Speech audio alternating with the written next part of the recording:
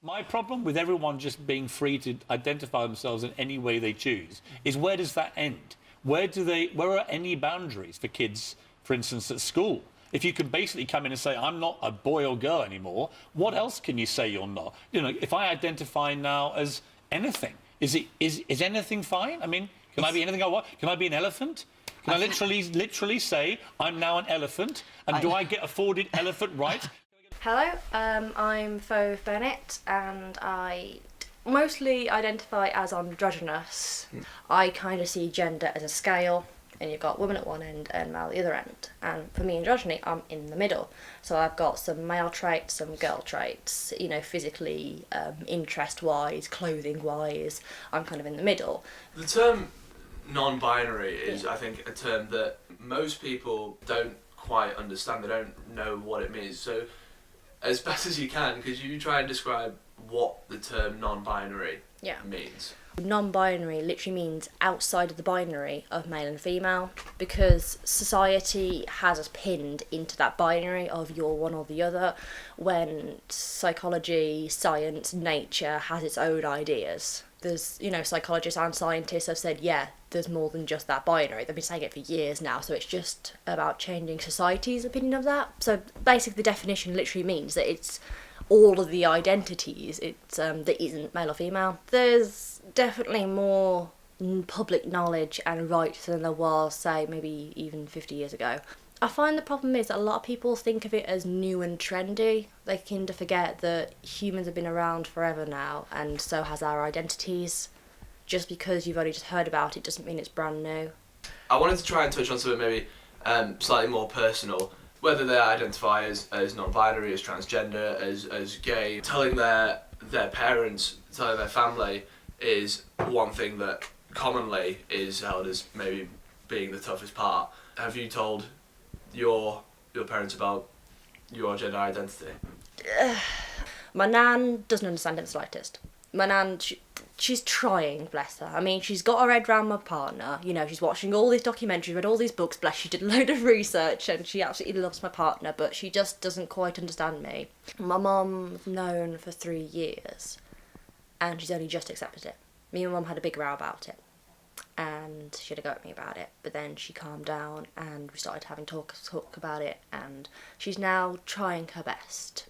You know, she really is trying. She actually asked me the other day if I'm having a male day or not, and that made me unbelievably happy. It's just amazing when you finally get to live life properly and you're not lying and you're not hiding and you get people who love you for being you.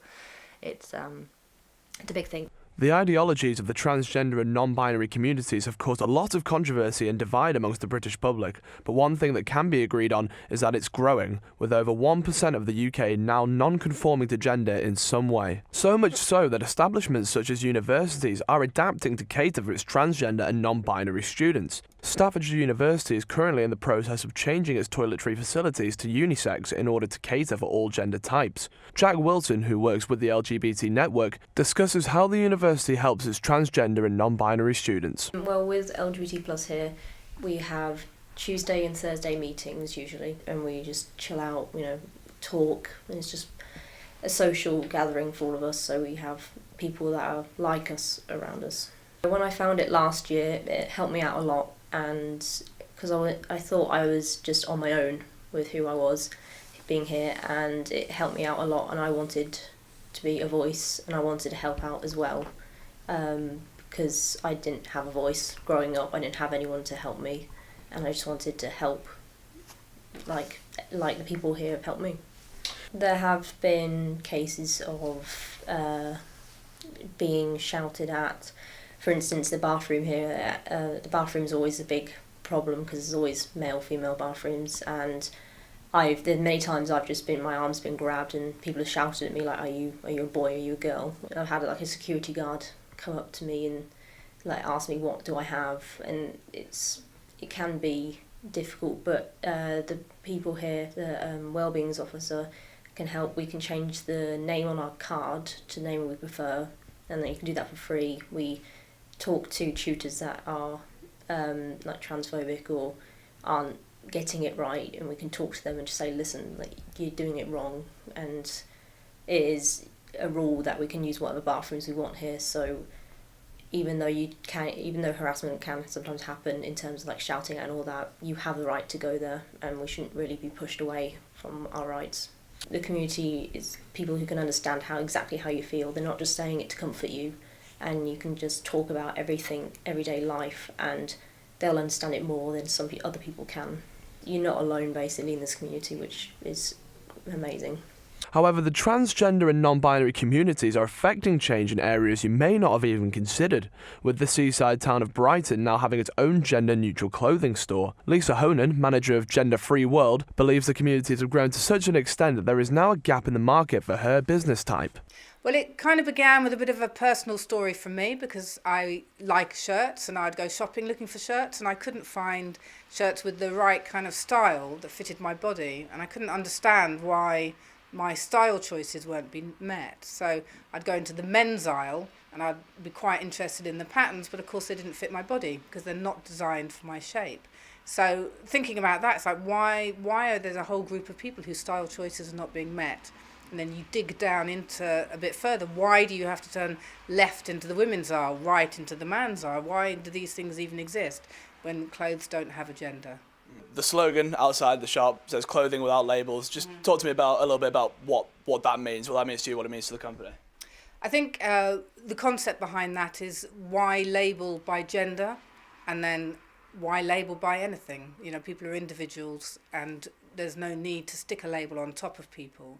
People want to self-identify as something, that's absolutely fine, but we're in the business of providing, you know, good shirts that fit your body. Where would you like to see this concept go? Do you think it's something that you would like all clothing outlets to sort of adopt? Is it a mentality that you think needs to grow? We would like to see it everywhere, and H&M and Gap, or was it Zara, produced their own gender-neutral range. To be inclusive, you need to cover as many people as possible. There needs to be more choice available for everybody. Education is the way forward. Ignorance breeds fear, which breeds discrimination and violence. If people just stopped and listened for a second, society would move heaps forward. We're not just some 2018 trend. It's our everyday life,